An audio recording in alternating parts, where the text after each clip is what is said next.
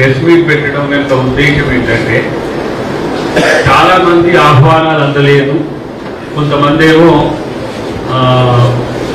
దీన్ని మేము ఏ విధంగా చూడాలనే ఒక సస్పెక్షన్తో ఫోన్స్ వస్తున్నాయి.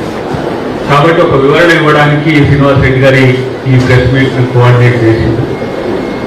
మేము రిక్వెస్ట్ చేసేది ఏంటంటే, కాంగ్రెస్ పార్టీ తరఫున కానీ ఉద్యమకారుల తరఫు నుంచి కానీ దశాబ్ది ఉత్సవాలను సంపూర్ణంగా సంతోషంగా అందరం కలిసి సెలబ్రేట్ చేసుకుంటాం అని ఓపెన్గా మీడియాతో ఆహ్వానించడానికే ఈ మీడియా బ్రీఫ్ యొక్క ముఖ్య ఉద్దేశం. కేసీఆర్ గారితో సహా ఇక్కడ పార్టీలు, రాజకీయాలు, వైరుధ్యాలు, వ్యతిరేకతలు కాదు. ప్రభుత్వం, ప్రజా సంఘాలు, ప్రజలు, రాజకీయ పక్షాలు అందరం కలిసి పెద్ద ఎత్తున నిర్వహించుకునే దీనికి ఎలాంటి నెగిటివ్స్ వద్దని చెప్పి నేను పెద్దలకు, మిత్రులకు అందరికి కూడా విజ్ఞప్తి చేస్తున్నా. ప్రత్యేకించి కేసీఆర్ గారు మీరు రండి, ఎందుకంటే మీరు అపోజిషన్ లీడర్గా శాసనసభకు రాకపోతే అప్పుడంటే సమస్య ఉంది. ఈ రోజున రాజకీయాలు ఏమున్నా ముఖ్యమంత్రి గారు అందరం కలిసిపోవాలని ఒక మంచి ఉద్దేశంతో ఆహ్వానం పంపినందుకు మీరు దాన్ని ఒక మంచి ఆలోచనగా తీసుకొని పాల్గొనాలనేది మా యొక్క ఆలోచన.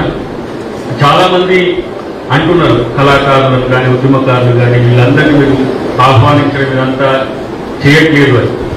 ఇది మళ్ళీ సెప్టెంబర్లోనో అక్టోబర్లోనో పెద్ద ఎత్తున అమరవీరులు, ఉద్యమకారులు, వాళ్ళ సంక్షేమం, వాళ్ళ అభివృద్ధితో పాటు ప్రజా సంఘాలు, జేఏసీలు, వివిధ రూపాల్లో ఉన్న జేఏసీలను అన్నింటినీ కూడా మొన్న కోదండరామ్ గారి నేతృత్వంలో శ్రీనివాస్ రెడ్డి గారు మేమంతా సార్ట్అవుట్ చేసినాం. అయితే వీటికి పర్మిషన్స్ ఇవ్వలేదు.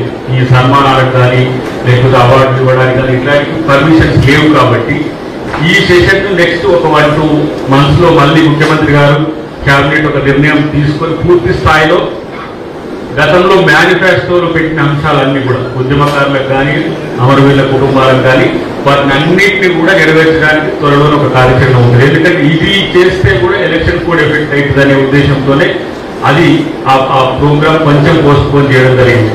రేపు June 2న రాష్ట్రానికి గీతం అంకితం చేయడం అనేది ఒక ప్రధానమైన ఎజెండాగా ఉండడంతో పాటు ఇప్పుడు స్వేచ్ఛాపూరిత తెలంగాణ, దీంట్లో ప్రజలందరి భాగస్వామ్యం అనే లక్ష్యంగా మాత్రమే ఈ సంబరాలను చేసుకోవడం జరుగుతుంది. కాబట్టి ఎవరు కూడా ఆవేశకావేశకాలొద్దు, వ్యతిరేకతలొద్దు. ప్రత్యేకించి ఆ గీతాన్ని రాసిన అందశ్రీ గారికి తెలంగాణ ప్రభుత్వం రేపు గౌరవిస్తున్న పరిస్థితుల్లో అందరూ కూడా సంతోషంగా